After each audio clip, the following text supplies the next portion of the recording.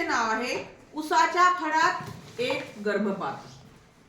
डोक्यावर पडली अक्षरांची बरसात, सजण्याला पाहून सजनी हसली गालातल्या गालात। हिरवा हिरवा चुडा म्हणे आता चल ऊस मळा, मधुचंद्रासाठी बोलवत होता उसाचा तो गोड फळा। रंग चढला हातावरच्या मेहंदीला, वावर पिकेना धंदा बुडाला।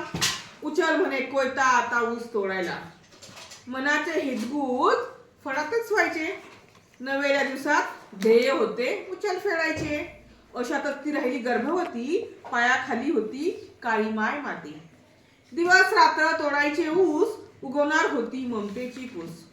पती पत्नीच्या गळ्यात होती आनंदाची माळ, कारण घरात येणार होते सुंदर बाळ। कधी कुऱ्हाड कधी कारखाना, रात्रंदिन कष्टातच घाना।